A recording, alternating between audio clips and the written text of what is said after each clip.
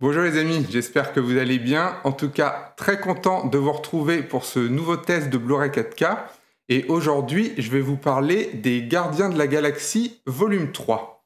Comme d'habitude, je ne vais pas me pencher sur le film en lui-même, mais simplement sur l'aspect technique de cette version Ultra HD, histoire de vous dire si, selon moi, vous devriez passer à la caisse ou non. Allez, on commence tout de suite avec quelques informations techniques, dont la plus importante, le film est disponible uniquement en HDR10. Il n'y a ni Dolby Vision ni HDR10+ sur ce disque. La VO est en Dolby Atmos et la VF en Dolby Digital Plus 7.1.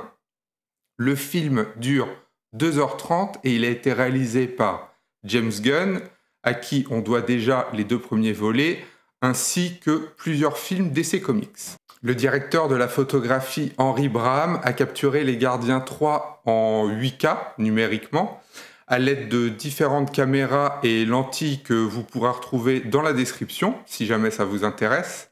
Et donc le film bénéficie d'un master 4K et il a été essentiellement cadré au format 2:39 par 1, donc vous aurez des barres noires classiques. Cependant, pour l'anecdote, il faut savoir que James Gunn a préparé des centaines de versions du film différentes pour les projections théâtrales, y compris avec divers aspects ou ratios changeants ou fixes.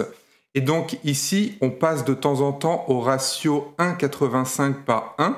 Il reste plus que des micro-barres noires et donc on est presque en IMAX. Alors, je commencerai par dire que l'emploi du HDR ici est carrément évident, même si je trouve qu'il y a pas mal de trucs paradoxaux.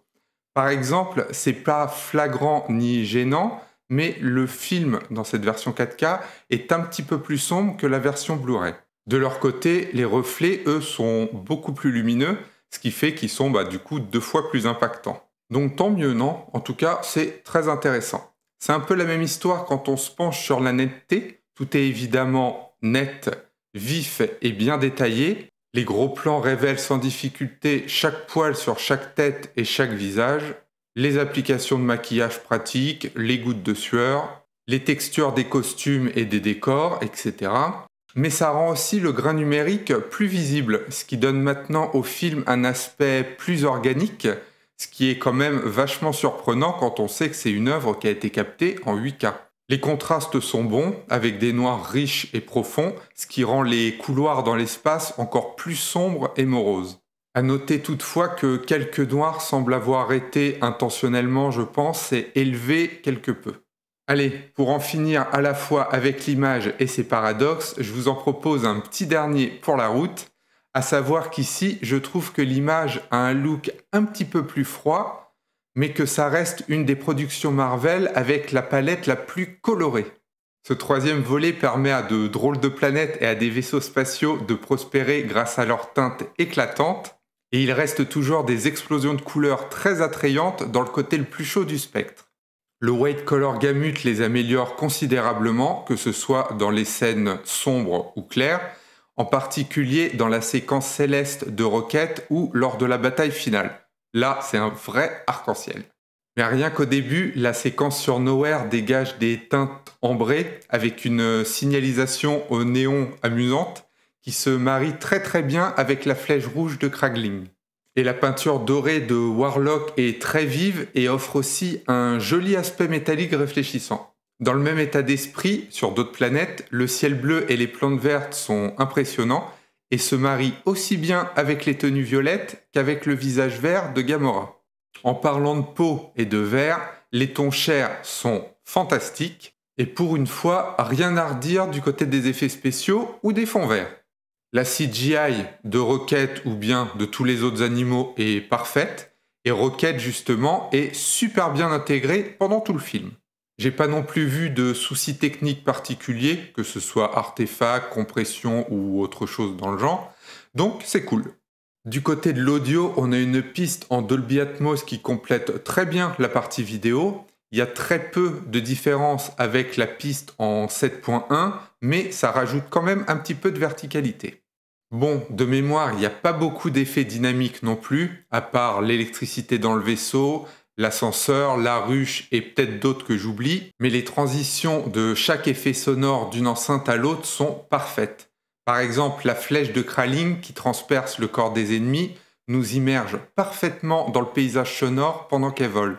Il y a toute une multitude d'effets bien conçus tout au long du film, y compris des scènes panoramiques plutôt rigolotes.